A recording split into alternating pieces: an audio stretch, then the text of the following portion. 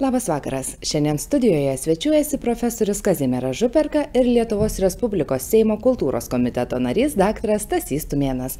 Labadiena. Iki. Taigi jau šį penktadienį, spalio 27 dieną, Šiaulių apskrities Povilo Višinskio viešosios bibliotekos konferencijų salėje vyks lietuvių kalbos paskelbimo valstybinė 35-mečiai paminėti skirtas renginys. Tikrai labai išsamus konferencija Lietuvių kalba – tautos išlikimo garantas. Renginio pradžia jau 14 valandą. Šį renginį ir pristatys mano šios dienos svečiai. Pradėkime nuo jūsų, profesoriau. 1988 metais jūsų vadovaujama Lietuvių kalbos katedra, inžinierių namų vadovas Vaclovas Vingras, buvote garsiosios kalbos šventės, sutraukusios nuo tikrai tūkstančius ne tik šiauliečių, bet ir visų aplinkinių gyventojų kaip ir iniciatoriai. Kas paskatino vis dėlto paminėti šią 35 metų sukaktį? Vaclovas Vingras, jis 88 buvo Lietuvos kultūros fondo Šiaulių skyriaus pirmininkas ir Šiaulių inžinierių namų vadovas. Tai ir dabar jis kaip paprastai yra labai gražių sumanimų idėjų žmogus Šiauliuose. Tai dabar jis sako, 30-metį minėjom, dabar 35-metis, ne toks čia koks jubiliejus, bet vis tiek gražu paminėti tokius svarbius įvykius, ypač kad jie aktualūs yra. Sueina daugelis dalykų su šiomis dienomis. Aš čia vienoje vietoje net parašiau, kad vietoje 88 prie kai kurių įvykių, jeigu parašytume šios dienos datą, metus 23, nelabai apsiriktume, kai kurie dalykai grįžta. Matyti, istorija spirale eina. Kodėl reikia prisiminti tokią šventę? Daug kas kartojasi ir mes tie, kuriems rūpi ir gimtoji kalba ir tautos likimas. Toli gražu ne viskas gerai, nors kai kas labai rožiniam spalvom, kaip ir sovietmečių propaganda buvo, dabar irgi tos propagandos netrūksta.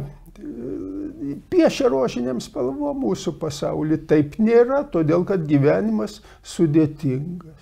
Dabar norėčiau pakalbinti renginio globėją, Lietuvos Respublikos Seimo kultūros komiteto narį, taip pat ir kalbininką dr. Stasį Tumėną. Pakalbėkime apie jau šį penktadienį vykstantį renginį. Kokia laukia programa, ko galima tikėtis? Sukūrėm tą mūsų renginio programą, prisiminę ir tų metų konferenciją. Daug kas nepasikeitė. Profesorius minėjo, sunku patikėti, kad kai kur galima ir šiandien pasirašyti tiesiog žodin, kokios problemos buvo keliamos.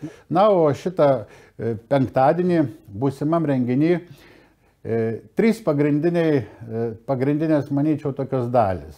Tai yra jau minėta konferencija, kur pranešimus skaitys trys žymus Lietuvos žmonės, profesorius Kazimieras Župerka ir jo pavadinimas toks irgi mes pasiryžom jo pranešimo, kuris, manau, sudomins visus dalyvaujančius. Ir Vytautas Rubavičius, daktaras Vytautas Rubavičius, kurio daugelis minčių ir šiandien yra aktualios, ką jis tada pasako. Ir neatsitiktinai jo pavadinimas pranešimo yra ar bevaliojame būti lietuviai. Taigi čia irgi viskas pasakyta, ar bevaliojame, ar išliksime lietuviai, ar išsaugosime savo tą gimtąjį žodį, ar stiprinsime jį, apie tai kalbės ir daktarė Vilniškė, viena žymiausių irgi šių dienų kalbininkių, Rita Miliūnaitė savo pranešime. Kitas svarbus dalykas, antra dalis konferencijos vyks diskusija. Gytis profesorius dabar, Gytis Padegimas dalyvaus irgi diskusijoje, pasisakys ir kalbininkai, ir Genovaitė Kačiuškienė, Giedrė Čepaitienė, Juozas Pabrėža ir kiti žmonės.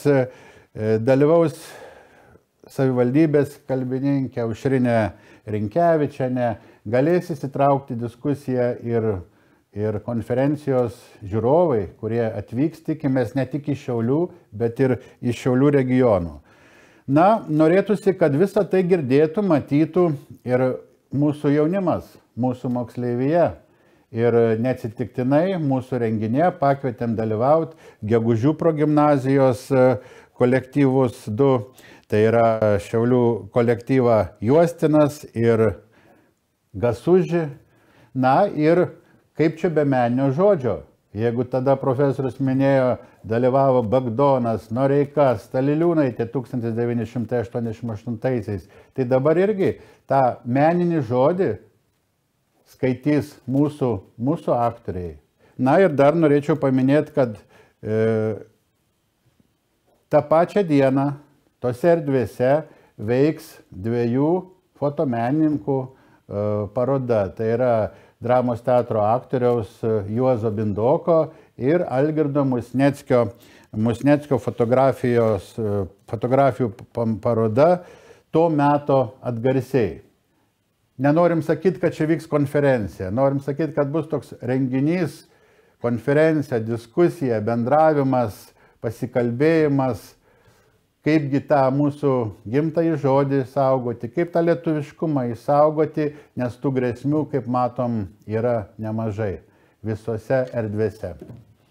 Tai labai norėčiau visus žiūrovus paraginti spalio 27 dieną, jau šį penktadienį, 14 val. Susitikime Šiaulių Povilo Višinskio viešosios bibliotekos konferencijų salėje.